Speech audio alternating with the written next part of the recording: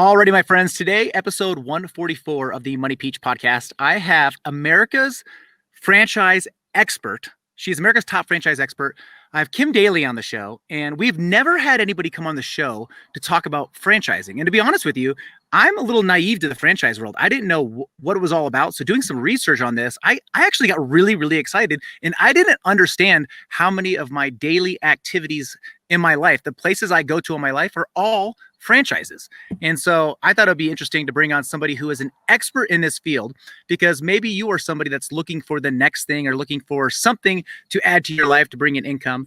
And maybe franchising might be that thing for you. So instead of me deciding I'm going to do some research on franchising and tell you about it, I just thought I'll bring on America's top franchise expert and have her tell us all there is to know about franchising. So Kim, thank you so much for coming on the podcast today. Thank you, Chris. I'm happy to be here. Nice introduction. Well, yeah, we practice it over here at Money Peach. Yeah, we practice in our introductions. So we bring in a lot of interesting guests on the show, and so we have guests from all different walks of life. And so this is episode 144. So 144 episodes. We've never once even mentioned the word franchise. Can you believe that? That's And great. so I don't even know where to start, but I have so many amazing questions because I started looking into this going, wow, there's a lot of opportunity out there. Why aren't people talking about this? But before I jump in and start grilling you with all the questions for our listeners, tell us a little bit about Kim Daly, a little bit about your background and how we got to this podcast today. I want to go right into your questions. We're going to get there. We're going to get there. Don't worry about that. Okay. So when I was 5 years old, I decided I wanted to be a franchise consultant. And I mean, doesn't everybody? Yeah, of course. Yeah. I decided I was going to be a podcaster when I was 5 years old. No. So I started out, I was on my way to med school. I answered a classified ad in the newspaper. It literally changed my life. It was for a franchise company. I worked for that company for 3 years instead of going to med school. And then I decided I wanted to be an entrepreneur. Once I got into this entrepreneurial environment, I was never going to work for anybody ever again. I made that commitment to myself when I was 25.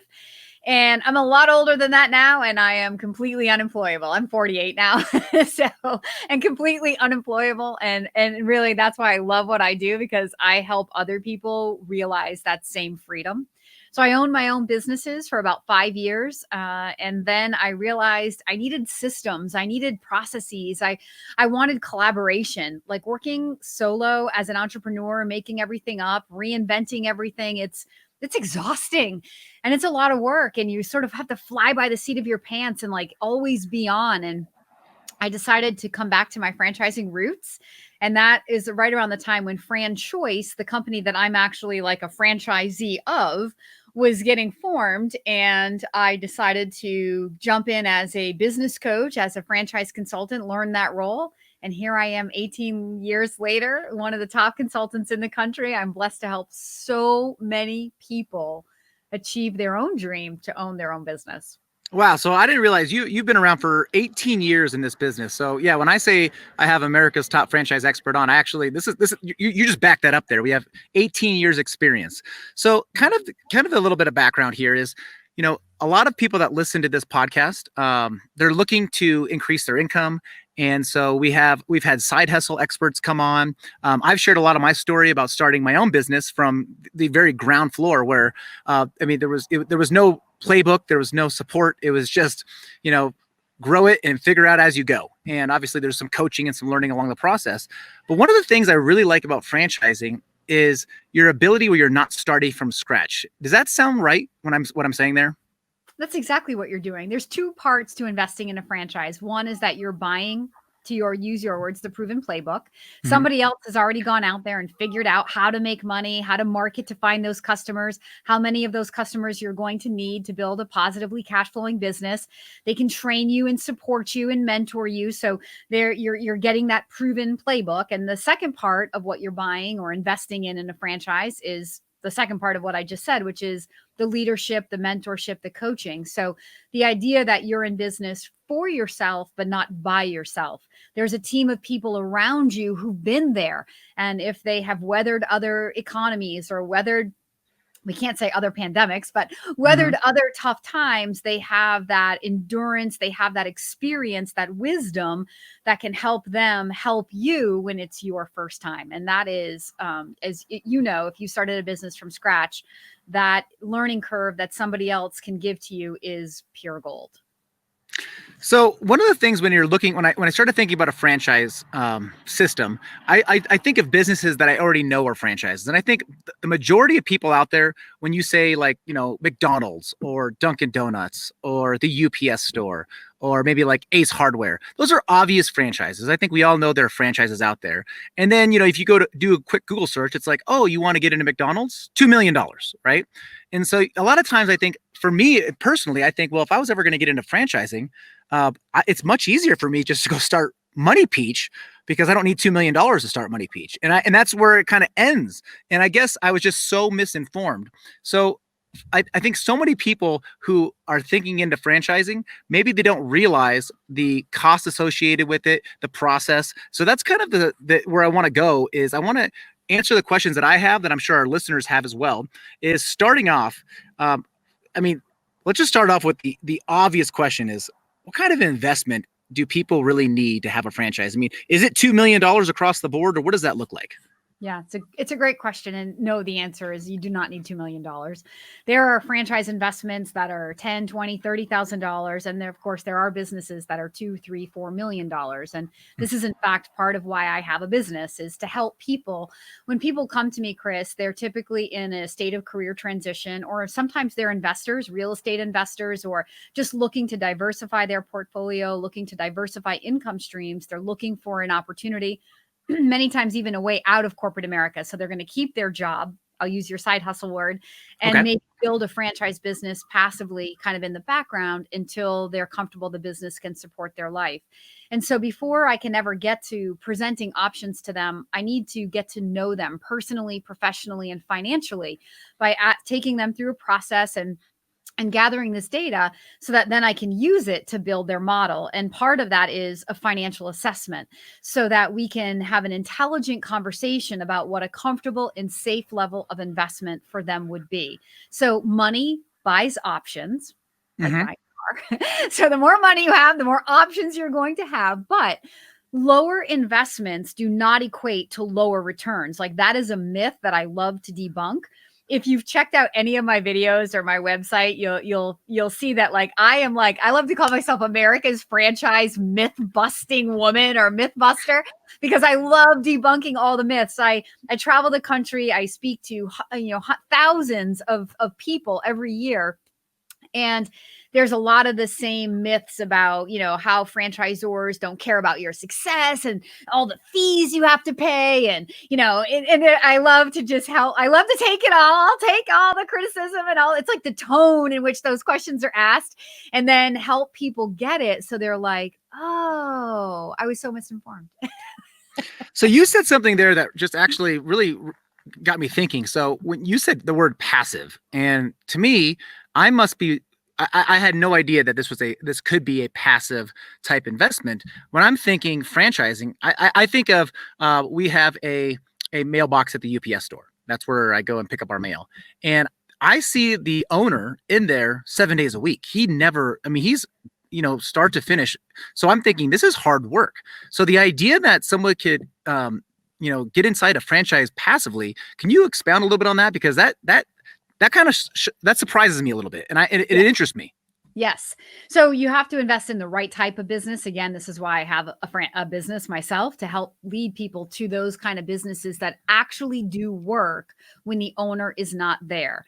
So for example, let me give you an example. If you had, and I don't work with Massage Envy, but I'm going to give you the example of Massage Envy. Okay. So if you owned a Massage Envy, what is the owner going to do in that business? You're not giving a massage, right? You're not, checking people in and out of the spa. I mean, you can hire somebody to do that, right? So most of the investors, I do work with, like Supercuts, for example. That's a great example of a semi-absentee business. The average Supercuts owner owns 6 locations. So how are you going to be in 6 locations at once? You're not. That's because no one location needs the owner. In franchising, we use the expression, The owner is the CEO working on their business while the employees are working in the business. But to the point you made, there are franchise businesses like the UPS store where the franchisor says, we find that our best, most successful locations are when the owner actually is in the business. So when I'm working with a candidate, understanding the time commitment they want to put into the business, that is one of the factors that we will consider. Not every business allows you to start semi-absentee. Some require you to be full-time always. Some require you to start full-time. And then once you get things going, you can move to that semi-absentee or even absentee state. And then others you can start from semi-absentee right from the beginning. Have you ever noticed when you've been helping people over the last 18 years, is it beneficial? Like, for example, supercuts. Would it be somebody who has a little bit of a background or maybe was a stylist or a barber or somebody like that? Or somebody like in the travel business, if they're going to do a franchise in the travel business, maybe they were a travel agent. Does that matter? Does that help? Because I'm thinking if you were going to make your decision on what franchise am I going to go into, my mom's the travel agent, Jiffy Lube is franchise. Would it make sense for her to go, open up a Jiffy Lube or to get, you know what I mean? So I guess is the question I'm asking is, should people follow more of the finances or more of their passion of what they're interested in? So prior experience is not an indicator of success in a franchise business. I actually have a video on with that exact. I think the video is called "Prior Experience Does Not Drive Top Performance in a Franchise Business." Excuse me. So oftentimes, if you have experience, there's a couple of things. Number one, it's going to be hard for you to see value in paying fees to someone for something you might already know how to do. And probably the more important factor to that is if you already know how something should be done, you're less likely to be coachable. And following the franchisor's lead and becoming coachable is really one of the most important characteristics to success in a franchise business. So you do not need prior experience. And in some cases, I think prior experience could actually hurt you rather than help you. It's very counterintuitive. The vast majority of people that I work with absolutely do start with the belief that if I don't know anything about it, I can't run that. But once they get into the process, if they're willing to keep an open mind and ask questions, they'll be able to go meet other franchisees who are like, oh, I worried about that too. And then look at me today. I mean, all franchisors have training, very comprehensive training. Even a very simple business, like I work with the junk removal business. Have you ever heard of 1-800-GOT-JUNK? Absolutely. I've used 1-800-GOT-JUNK. I didn't know that was a franchise also. It's a franchise. Okay. Yeah. So we work with, we actually, franchise kind of single-handedly built 1-800-GOT-JUNK back in the day. We work with another junk business today. And that junk business has an 8 to 10 week comprehensive training program, 8 to 10 weeks for junk removal, right? So like people, you do not need experience. The franchisor is going to teach you, even in the simplest business, how to manage your business, run your business. In that particular business, I think a lot of that training has to do with recycling and repurposing what you're picking up, because that particular junk removal company is they repurpose and recycle almost 100% of everything they pick up. So I think that's where that comprehensive training really goes. So one of the discouraging things that we've had entrepreneurs come on talking about running a business. And I remember one of the things that I heard, and it was like, wow, that was surprising to me. And I've heard this multiple times, is about 75% of startups will fail within 3 years. And so that's a scary number, especially if you're getting ready to start your own thing. Maybe like, you're going to start a social media company, or we've had somebody, start their personal finance service like we do.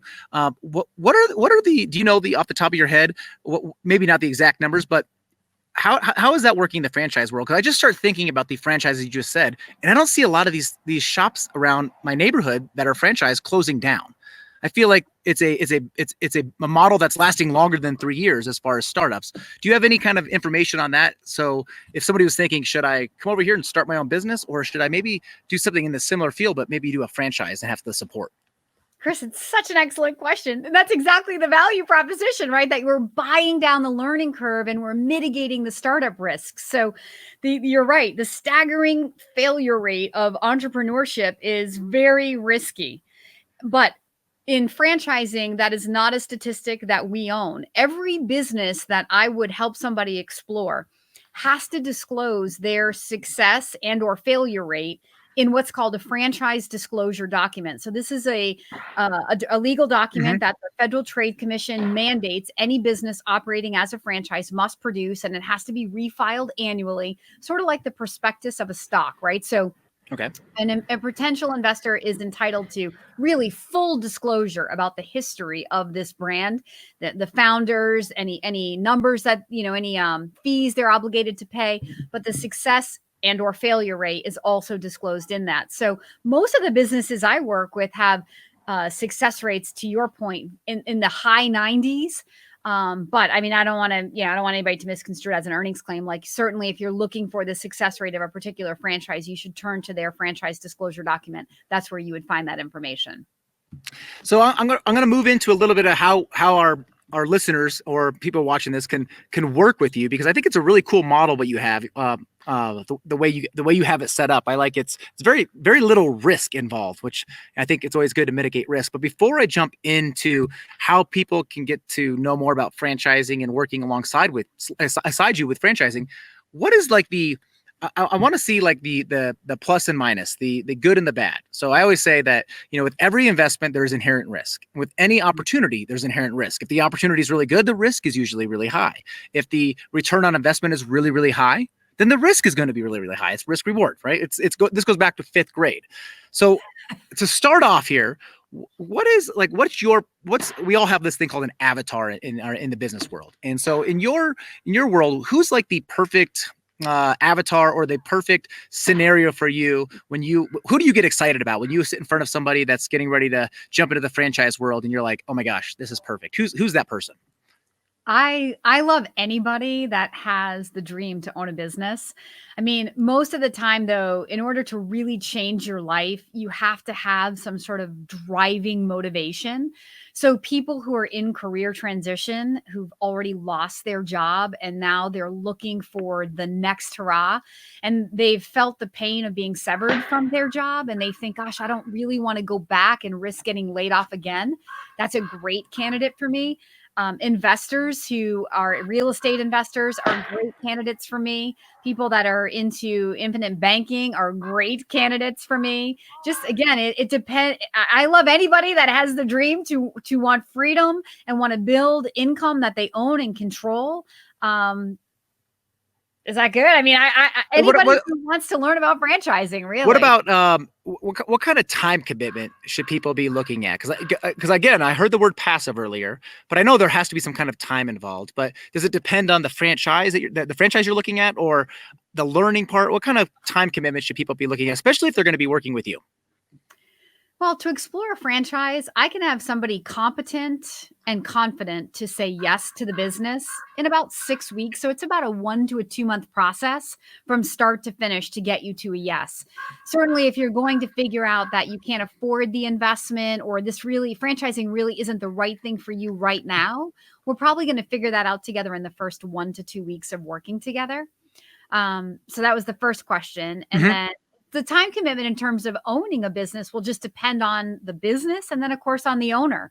Some businesses, as we've mentioned, require full-time ownership. Some require semi-absentee. Semi-absentee typically is categorized as 10 to 15 hours a week once the business is up and going, right? And then full-time ownership is full-time ownership. But there are businesses that are designed to be semi-absent where owners still work them full-time because the owner doesn't have the confidence in other people, or maybe in their leadership skills, or they're just a little bit of a control freak and they can't let it go.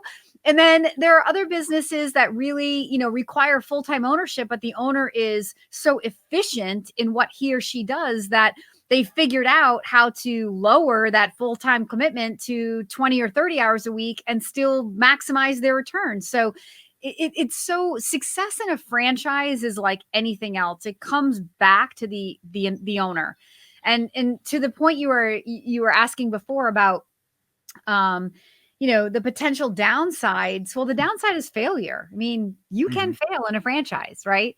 The location doesn't save you. The branding doesn't save you. The franchisor doesn't save you.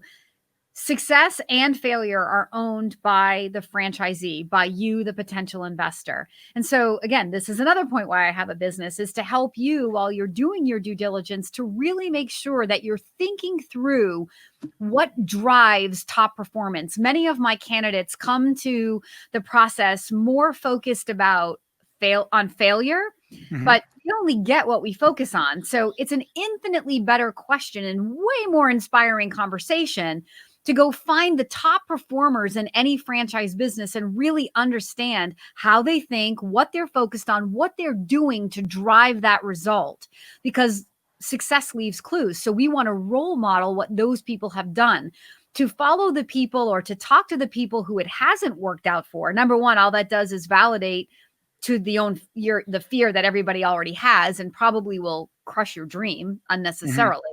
Right. And it doesn't tell you what you need in order to move forward. The interesting thing about top performing people in a business is, especially if they've been able to reproduce their result over a few years, there's a science to what they do that they can share with you. And that's what I get my candidates focused on, is learning to understand, where is the gas pedal in this business and how do I apply? If I apply that pressure, what result can I get? And when you're focused on winning and you have an abundant attitude and you come to work every day to do what you've committed to doing, I think the risks of failure become very, very minimal in a franchise business. So I can only imagine 18 years experience in this business. You have some incredible stories of both some huge successes, but also some failures. And I want to get into that. But first, let me ask the audience this. Are you guys currently at one of the big banks, one of the big four major banks, or maybe you're at a bank and you're just not getting the level of customer service that you need? Well, the reason why is because you're a customer. Again, it's customer service because you're a customer. I am a huge proponent of credit unions. Credit unions, you are a member. The profits go to the customer or go to the big banks. They're profit-based. A member-focused is a nonprofit where the savings of a credit union go back into your pocket in the form of savings and higher interest rates in terms of your savings and lower interest rates in terms of borrowing money. If you have not checked out credit unions, go check out your local credit union. If you're in Arizona, I highly suggest you check out 1AZ Credit Union. It's the credit union that I have been a member of, not a customer, a member of for the past 10 years. I would never look back. I love being a member at my credit union. You get the personalized customer service that you deserve as a member, not a customer. If you're in Arizona, check out 1azcu.com. All right, Kim, so back to what you were just saying. I have a couple now questions I want to ask you in regards to wins and losses. Okay. I love stories of success, but I want to start off with, have you ever had somebody that said, I'm all in on franchising, and maybe they didn't go down the path that you had designed for them? And what did that look like? Because I want people to realize there's good and bad in everything in life. It's not all going to be unicorns and rainbows, is what I say. So what's a non-unicorn and rainbow story that you could share with us, just so people could get an understanding that this is not 100% guarantee. There is no guarantees, but this is not a guarantee that you're just going to, sign a dotted line, get a franchise, and be uber successful. Yes. And I have this full story in video form on my website, thedalycoach.com. That's my okay. We're going to put a link in the show notes to that. So I want you guys to go and watch that as well, because again, it's important to understand the risk. But go ahead, Kim. Okay, so I had a gentleman who on paper I would say was like a great candidate. So he was 20 years military, which means he can follow a process, right? With great leadership skills, typically developed in the military as well. He also came out and had a corporate sales background. And the business that I found for him was a very well-proven franchise that had a lot of local franchisees around him, including the very zip code where he lived. And I still remember to this day what he said to me when I presented the company. He said, because he would have to go to like another part of his area, and his perception was that the area that he lived in was a better demographic than a higher like income area than the area that was still available for this particular franchise. And he said to me, people in that area don't spend money like people in this area. And those are really the chilling, haunting words that 18 months later he made true.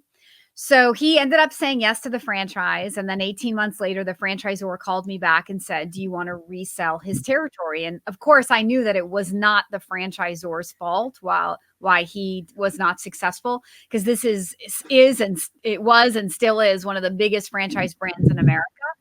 So I said, 100%, I want to help you, find a new owner for that territory. I was very sad that he did not call me. I think he didn't call me because my candidates get to know that I am nothing if I'm not honest. And I'm pretty hardcore about accountability. And if you say you're going to do it, you need to own it. And people love to own their business when it's successful, right? But they don't want to own it when it's not successful. They want to blame something outside of themselves. In this case, the territory. In other cases, it's the franchisor and what you were owed and what you thought you were going to get that you're not getting, or things like that. So anyway, I was able to find another candidate for that territory. And this time the candidate happened to live in that territory. So he didn't have any of those preconceived notions that territory was not a great territory compared to other ones.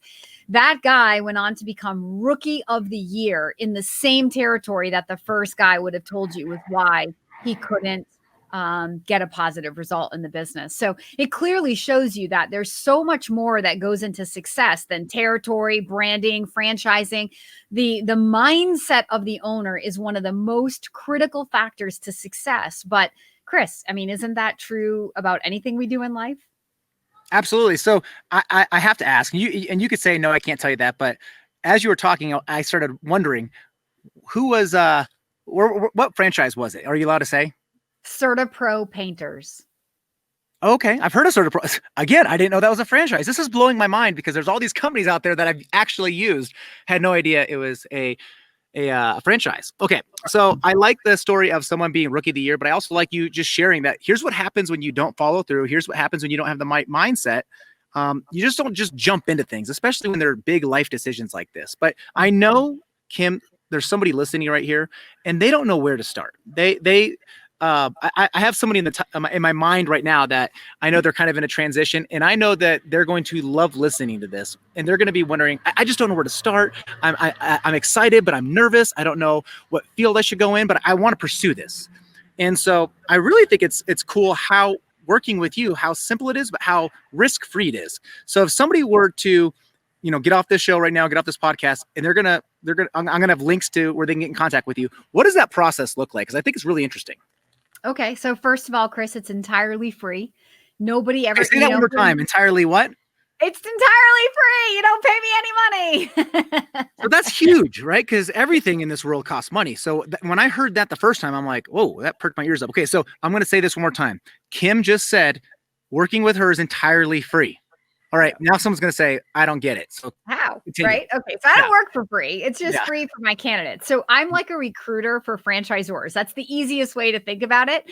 So if I ended up matching you with a potential franchise, with your franchise, then they would pay my consulting fee at the end of the process. So you never pay me any money. I am your trusted advisor. I am here to help the potential franchisee figure out what they can afford, what they're going to wake up and enjoy going and doing every day, what kind of people they want to create jobs and manage, what kind of life they want to live as an owner, and what kind of business is going to support all of their financial needs and wants and goals. So once we've outlined those characteristics, then I get to work and I go find what I believe are the best franchise opportunities out there.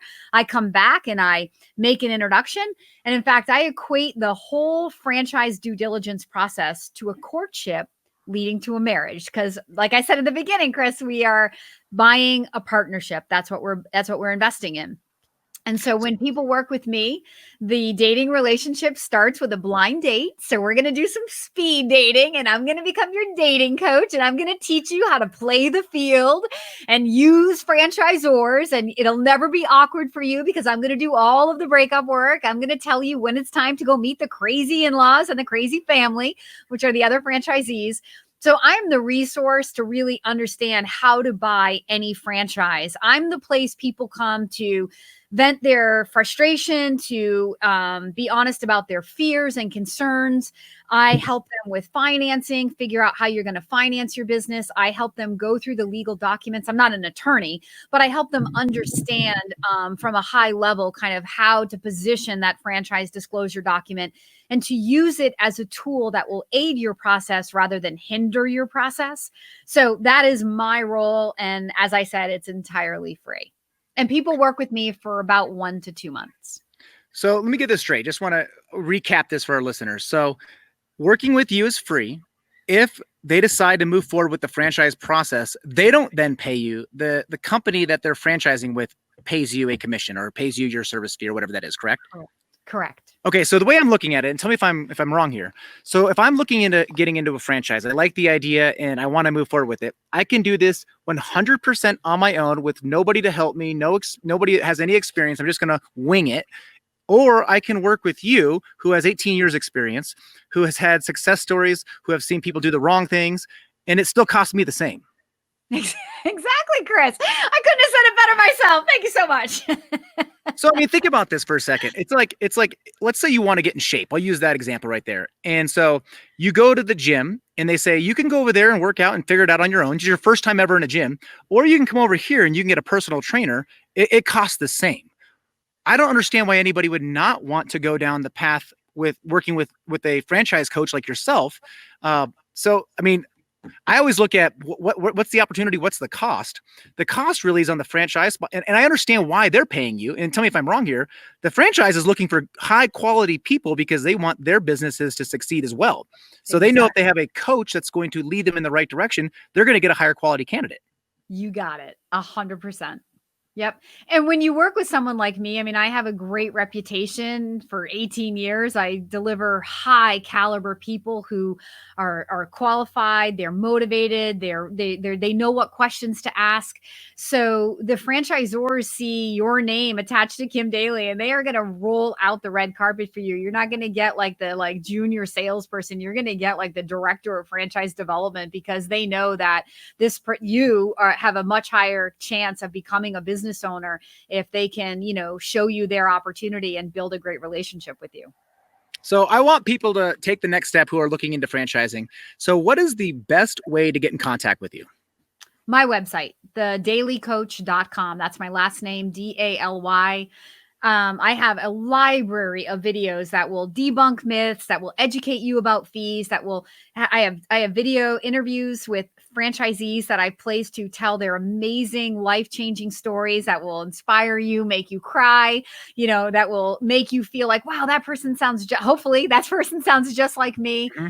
I have blogs, newsletters, testimonials, hundreds of testimonials from years of helping people. So you can read more about my service. And then, of course, you can contact me right there and I will follow as soon as I love to respond within 24 hours if I can. Okay. So as soon as you send in an email, I will respond right back. So there's a spot on your site that's very obvious for our listeners, because I'm going to put in the show notes a link right there, but it's very obvious where they can reach out, they can get in contact with you and get started. Correct.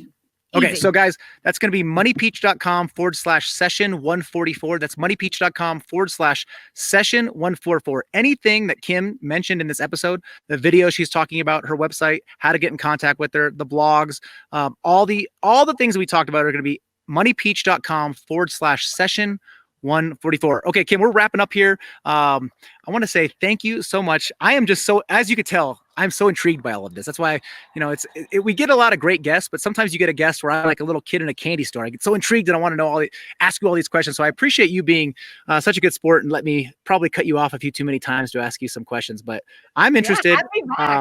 One of the best things I do, Chris, is blow the roof off of the ideas. So you mentioned in the pre-chat some of the, businesses you go to that are franchises. And I love to be the consultant that brings ideas to people that they have never heard of, never thought of, never knew that they could even be successful owning it. Like I have an insulation company. That's one of my favorite, like who knew I would get excited about insulation? I have an HVAC company. I have a trash business, a junk business. And I mean, certainly definitely, I do the sexy things, the, med spas, the hair cutting places, the salon suites, all of those are great. But I do also love to find those for those people that really aren't seeking status. It's more about where's the best bang for my buck.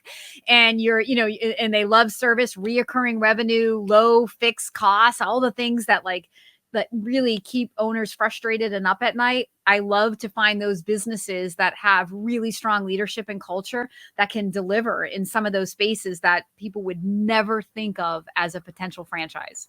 So I think that's the perfect cliffhanger to end the episode. Is you named an insulation company, but you didn't actually name the name. So if you want to find out more, you need to go to Kim Daly's website. It's kimdaly.com. It is thedalycoach.com. The Daly Coach. If you type in Kim Daly in Google, guess what pops up? She pops up. So that's how I found you. All right. Thank you, Kim, so much for coming on the show. I really appreciate you. And if our listeners have any questions, I'm sure they're going to be reaching out to you. Again, all the links, all the show notes, all the videos, anything she mentioned, moneypeach.com/session 144. Thanks so much, Kim, for coming on. Thank you so much, Chris. Have a great day.